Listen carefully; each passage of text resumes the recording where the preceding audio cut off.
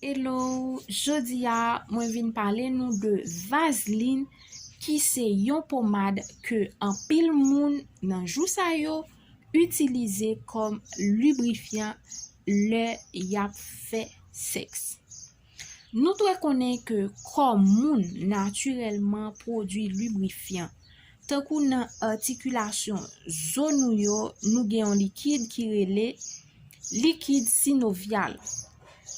Vagin fiyan bay yon likid, le li eksite en pile, le ke li anvi fe seks, ebyen likid sa li même li rele cyprine, likid transparent ke nou konwe ki antijan glisse, ke fiyan li même li kon sekrete, le li anvi fe seks lan li rele cyprine. Et garçon an tou, li gen yon ti likid ke li bay tou, le li eksite. Leur utiliser Vaseline au niveau de vagin, li ka trouble flore vagin fiyan et depuis que flore vaginal la li même li déstabilise, li bay infection nan vagin. Et li pa bon non plus pour mettre Vaseline, leur wap mette préservatif, ça ka cause que préservatif la chire. Vaseline pas fait ni pour cheveux. En pile moun ap etone de ça.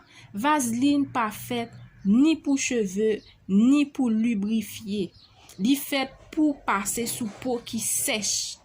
M'vle nou kembe ça. Li fait pour passer sous peau qui sèche. Vaseline nan kreye yon barrière sous peau wan pour kembel humide. C'est ça fait yo utiliser le que moun nan gen peau sèche, mais comme peau a pas ka absorber li rete sous peau a. Moun pa dwe utiliser Vaseline lor mette capote. Vaseline nan fait à base de l'huile qui pas compatible avec latex qui nan capote là. Lubrifiant qui à base l'huile là ka dégrader capote là et rend ni vulnérable pour li chire.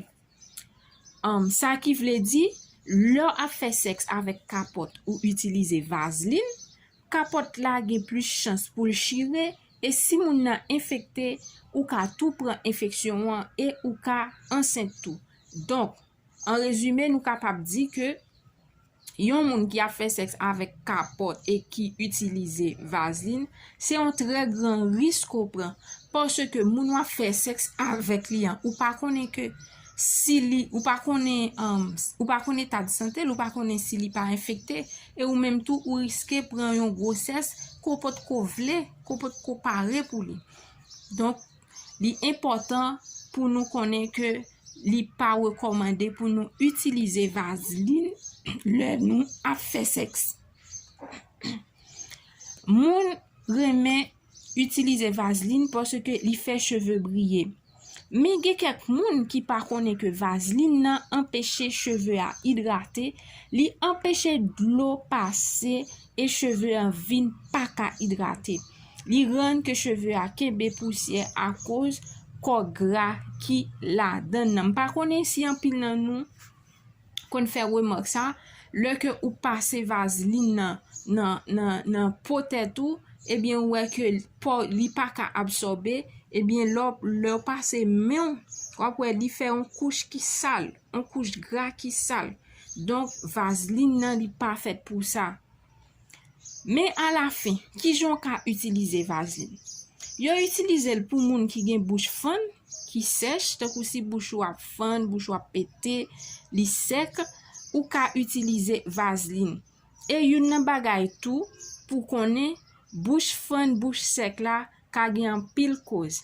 Faut que nous boire en pile de l'eau. Le bouche ou appelé des fan, li ka gen plusieurs causes, mais li capable yon nan signe de déshydratation tout. Le bouche ou appelé des sèche fan. Faut que nous boire en pile de l'eau. Yo utilize nan talon pied moun qui fan, ça que nous rele riel yo. Tant qu'on moun si pi yo fan ou gen riel, ou capable passer Vaseline la donne, la ramoli le talon moun nan du, ou capable passer Vaseline la donne, la ramoli talon. Yo utilize pour passer nan zone articulation yo qui sèche, tant kou nan coude lan. Gen moun coude yo toujours blanche, li toujours sec. Ou qu'on ouais parfois li fait titras c'est comme si l'envie pété ou capable passer vaseline là-dedans au niveau de cheville en tout, ou capable passer vaseline là-dedans. Donc c'était toute information ça que m'te porté pour vous sur Chanel Paula qui c'est Medou Santé. Et si vous trouvez que Medou Santé a fait un bel travail, si vous appréciez le travail Medou Santé, mais ça vous avez pour faire pour encourager Medou Santé. Vous avez pour partager vidéo pour connaissance là capable de joindre plus monde. Et comme ça n'a bien plus monde qui informé, n'a bien moins plus monde informé, c'est moins en série de dégâts y a évité yo.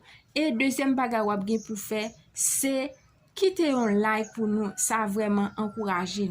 Et ou même qui peut abonner sur chaîne nan, moi invité yo abonner pour capable toujours jouer une vidéo que nous poster yo. Et merci déjà avec tout fidèle abonnés nous yo. Un grand merci à vous tous. Au revoir tout le monde. À la prochaine pour une autre vidéo.